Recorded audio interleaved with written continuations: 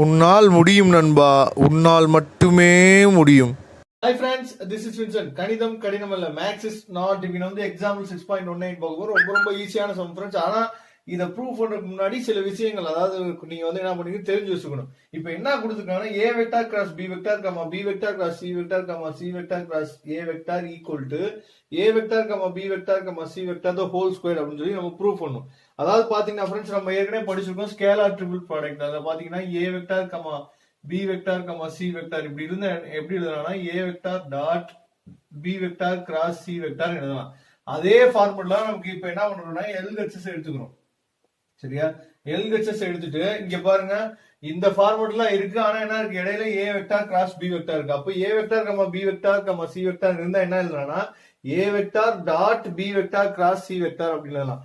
அந்த ஃபார்முலாலே என்ன பண்ண போறோம், இந்த கொடுத்துருக்க வேல்யூ எழுத போறோம். அப்ப ஃபர்ஸ்ட் ஒண்ணுக்கு என்ன பண்றோம்னா, A vector cross B vector, இதுக்கு என்ன பண்றோம், டாட் போட்டுட்டு உள்ள B vector cross C vector cross என்ன வரும் பாருங்க, C vector cross A vector.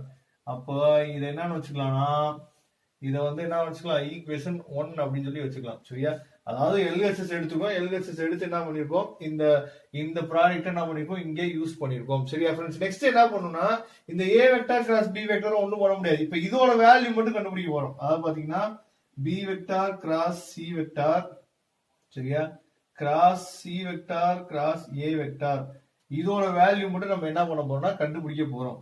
அப்ப இதோட வேல்யூ நம்ம கண்டுபிடிக்கிறதுக்கு நமக்கு என்னன்னா, வெக்டார் ட்ரிபிள் ப்ராடக்ட், அதாவது A vector cross B vector cross C vector இப்படி இருந்துச்சுன்னா, அதாவது மூணுமே கிராஸ்ல இருந்துச்சுன்னா நம்ம எப்படி எழுதலாம்னு பாத்தீங்கன்னா, அதாவது A vector dot C vector ஃபைனலா இருக்க டேம், அதாவது ஏ ஃபர்ஸ்ட் இருக்க டேம் ஃபைனலா இருக்க டேமுக்கு என்ன பண்றோம், A vector dot B vector into B vector minus, சரியா, ஃபர்ஸ்ட் இருக்க டேம் செகண்ட் இருக்க term A vector dot B vector, மீதி இருக்கு என்ன இருக்கு, சி வெக்டார் இருக்கு.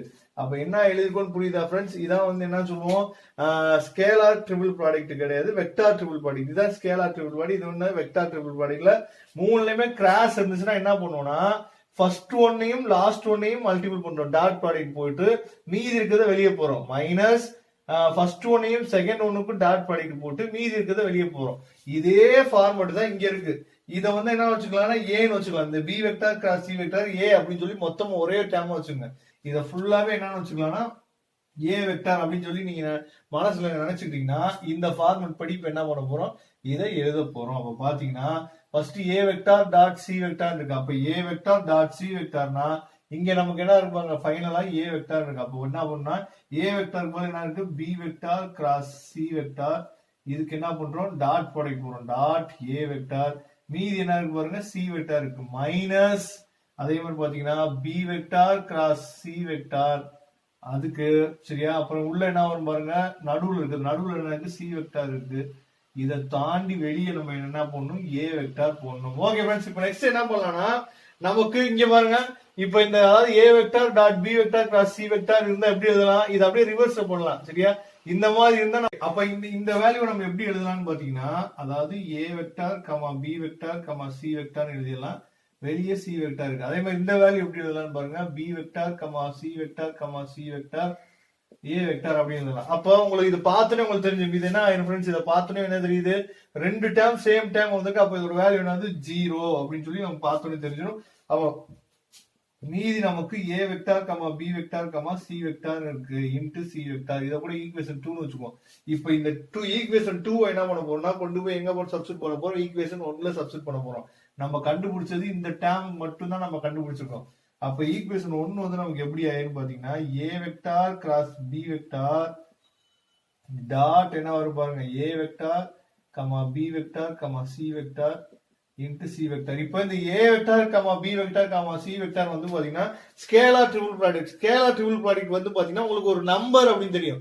அதனால என்ன பண்ணலாம், அந்த நம்பர் மட்டும் நம்ம தனியா வெளியே எடுத்துட்டோம்னா நமக்கு என்ன இருக்கு பாருங்க, மீதி நம்பர் மட்டும் எடுத்துட்டோம்னா ஏ வெக்டார் கமா பி வெக்டார், இது மீதி என்ன இருக்கு, இந்த நம்பர் மட்டும் வெளியே எடுத்துட்டோம், மீதி என்ன இருக்கு பாருங்க, A vector cross B vector dot C vector. அப்ப இதே ஃபார்மட் எங்க இருக்கு, இந்த ஃபார்மட் போய் எழுதலாம், A vector comma B vector comma C vector எழுதலாம்.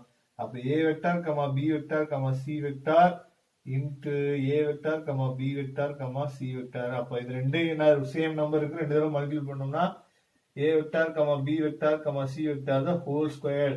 அப்ப இது என்ன வந்துருச்சு, 6 ஹெச்எஸ் நமக்கு கிடைச்சிருச்சு. அப்ப எல்ஹெச்எஸ் எடுத்தோம், நமக்கு என்ன கிடைச்சிருச்சு ஃப்ரெண்ட்ஸ், 6 ஹெச்எஸ் நமக்கு சூப்பரா கிடைச்சிருச்சு. ரொம்ப ரொம்ப ஈஸி தான் ஃப்ரெண்ட்ஸ். இந்த ரெண்டு ஸ்டெப்பும் மட்டும் நீங்க கொஞ்சம் நல்லா புரிஞ்சுக்கிட்டீங்கன்னா போதும்.